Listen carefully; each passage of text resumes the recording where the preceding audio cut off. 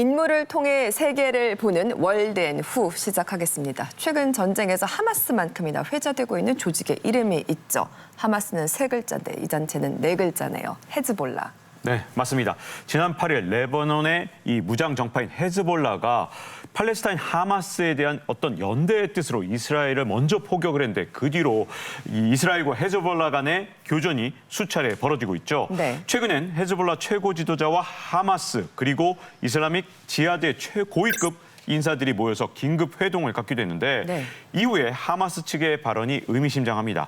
우리의 전투가 곧 헤즈볼라의 전투다. 이 말은 결국은 대규모 지상전 투입을 앞두고 있는 이스라엘. 여기에 대해서 하마스가 헤즈볼라의 참전을 유도하는 그런 발언이 아니냐 이런 해석이 나오고 있는 거죠. 그렇죠. 하마스와의 전투가 곧 헤즈볼라와의 전투다. 참 두 조직 간 강한 연대감이 느껴지는 발언이기도 한데 이 헤즈볼라가 과연 어떤 조직인지 영상부터 함께 하시죠.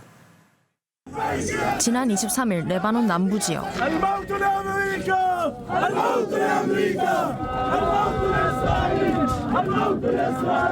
이스라엘군의 공격으로 사망한 헤즈볼라 대원들의 장례식. 이번 전쟁에서 하마스를 지지한 레바논 무장 정파 헤즈볼라. 이스라엘과 지금까지 수차례 포격을 주고받았습니다. KBS 글로벌 통신원이 포격의 근원지인 레바논 이스라엘 국경을 찾았습니다. 이스라엘군 공격으로 사망한 헤즈볼라 대원들의 얼굴이 국경 인근을 지킵니다.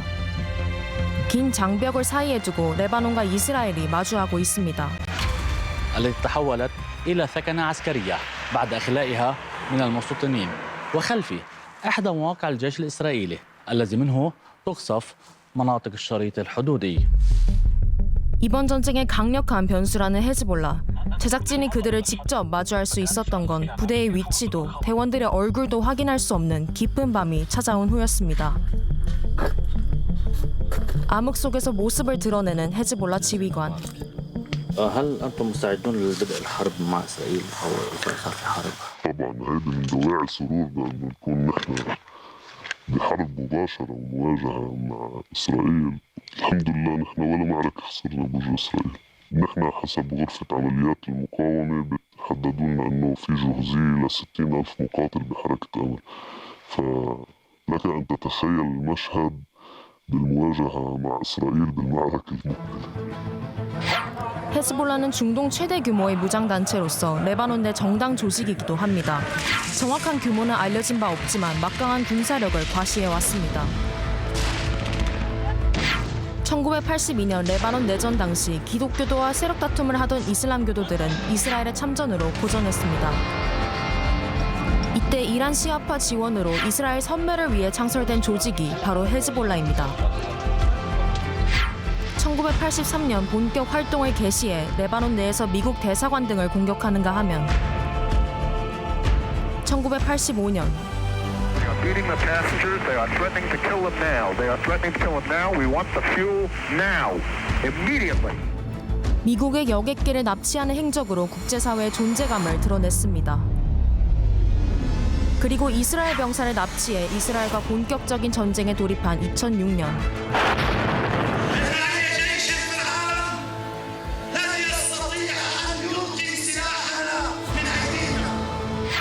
당시 헤즈볼라는 이스라엘과 달리 탱크 대신 대전차 로켓으로 이스라엘군을 강하게 맞섰습니다. 이스라엘은 결국 납치된 군인들을 구하지 못하고 헤즈볼라 박멸에도 실패합니다. 자국군 100명 이상을 잃은 이스라엘의 사실상 패배. 그 후 이란의 지원으로 몸집을 키워온 헤즈볼라가 현재 얼마나 막강할지 여전히 미지수입니다. شعب جربنا الحرب مع إسرائيل وشفناها نتيجة. بالنسبة للمعركة إن حصلت مع الكيان الصهيوني فينا نقول مئات المرات مضاعفة عن قوة حماس أو الجهات العسكرية. 네, 이스라엘을 겨냥한 헤즈볼라의 경고가 상당히 위협적이네요. 네, 방금 보셨듯이 헤즈볼라는 레바논에 본부를 둔 시아파 무장 단체이자 정당 조직입니다. 헤즈볼라라는 말은요, 이 아랍어로 신의 당, 즉 알라의 당이라는 뜻인데요. 네. 이슬람 경륜 코란에 보면은 알라의 당 사람들이, 즉 알라의 당이 승리할 것이다라는 구절이 있는데요. 네. 이 헤즈볼라가 바로 이 알라의 당, 신의 당인 것입니다. 예. 그렇기 때문에 이들은 알라의 뜻에 따라서 레바논에 이란과 같은 이슬람 국가를 건설하는 것을 목적으로 하고 있는데 이를 막는 이스라엘이 소멸될 때까지 이스라엘과는 어떠한 조약도, 휴전도, 평화 협정도 인정하지 않는 상당히 강경한 이슬람 근본주의 조직입니다. 그렇군요. 게다가 이 헤즈볼라는요, 강력한 군사 조직으로도 알려져 있는데 헤즈볼라 측이 스스로 밝힌 바에 따르면 2021년에 병력이 10만 명이라 그러는 거예요. 그러면 레바논 정규군 8만 명보다 더 많다는 얘기거든요. 그러네요. 게다가 20만 기가 넘는 로켓이 있다. 또 수백 개의 미사일을 보유하고 있다. 이렇게 알려져 있습니다. 최대 10,000기 정도의 로켓을 보유하고 있는 하마스하고 비교하면 굉장히 차이가 크고요. 그러네요. 또 하마스의 무기들은 재래식 저렴한 무기들이 중심이죠. 하지만 이스라엘 같은 경우는 정규군이 17만 명이나 되고 최첨단 무기로 무장하고 있기 때문에 이스라엘의 전력이 조금 더 높다 이렇게 볼 수 있습니다. 알겠습니다. 그런데 말씀하신 그런 군사력 차이에도 불구하고 영상에서도 보았지만 2006년 전투에서 헤즈볼라가 이스라엘을 이겼었다는 거잖아요. 그렇습니다. 그게 바로 2차 레바논 전쟁인데요. 이스라엘이 레바논에 침공을 시작을 하자 헤즈볼라가 맞서 싸웠는데 전체적으로 레바논 측 사망자 수가 이스라엘 비해서 약 8배 더 많았습니다. 네. 하지만 레바논 측 사망자의 대부분은 민간인인데 반해서요. 이스라엘 사망자의 대부분은 이스라엘 군이었다는 점. 또 이스라엘이 레바논의 그 헤즈볼라를 박멸하겠다라고 들어갔는데 사실상 그것에 실패했다는 것. 이제 그런 측면에서 이 전쟁은 이스라엘의 진 전쟁이다. 그런 평가가 있습니다. 네. 그렇다면은 이스라엘의 불패 신화가 끊긴 이게 최초의 전쟁이 되는 것이고요. 이런 기억을 이스라엘이 갖고 있기 때문에 헤즈볼라가 이번에 개입하는 것에 대해서 굉장히 민감하게 대응하고 반응하고 있다고 생각합니다. 그렇군요. 당시에 헤즈볼라가 어떻게 이스라엘을 이길 수 있었던 걸까요? 헤즈볼라가 객관적인 전력에서 이스라엘에게 밀리는 건 사실이죠. 그런데 전술에서 앞섰다는 평가를 받고 있습니다. 네. 당시 헤즈볼라는 모든 군사 시설을 지하로 다 옮겼고요. 그리고 철저하게 밤에만 움직이면서 게릴라전을 펼쳤습니다. 그래서 이 이스라엘군이 그 많은 지하 터널을 찾아내는 것이 불가능하다고 할 정도로 굉장히 곤혹스러워했죠. 또 이 전쟁이 레바논에서 있다 보니까 레바논 지형에 아주 익숙한 이 헤즈볼라가 이 지형 지물을 잘 활용해서 이스라엘군을 곤혹스럽게 만들었었던 거죠. 레바논에도 지하 터널이 아주 많았군요. 네.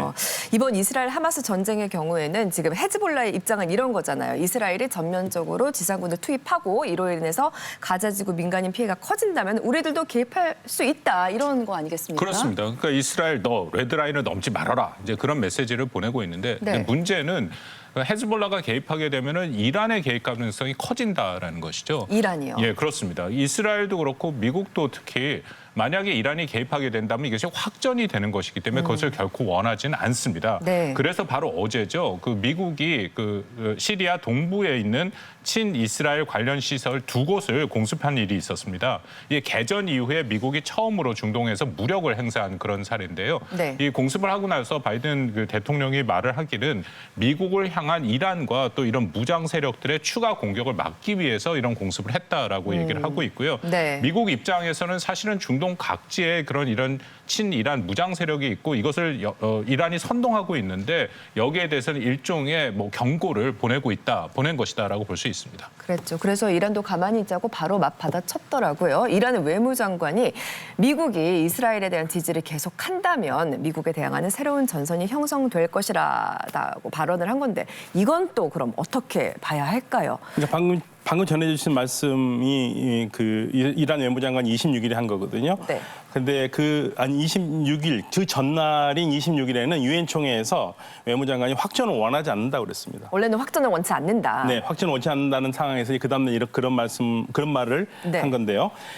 전쟁 개입 가능성을 부인을 했습니다. 그런데 바로 다음날 미국이 공습을 했고 그리고 이스라엘이 본격적으로 지상전에 들어가려고 하니까 이란도 뭔가 경고를 했어야 되는 거고요. 네. 양측이 계속 좀 경고의 수위를 높여가고 있습니다. 네. 그래서 확전보다도 더 지금 걱정되는 건 이 경고 수위가 올라가면 올라갈수록 중동 지역의 긴장이 높아갈 것이고 그러면은 어떤 일이 날지를 잘 모른다는 거죠. 따라서 우리가 앞으로 이스라엘 하마스 전쟁뿐만 아니라 주변국들의 동향을 유심히 살펴볼 필요가 있습니다. 그렇겠습니다. 지금 카타르 등 아랍권 국가들의 중재로 인질 석방 협상이 진행 중인 것으로 알고 있는데요. 분위기가 험악해지지 않는 가운데 협상에 꼭 진척이 있기를 바랍니다.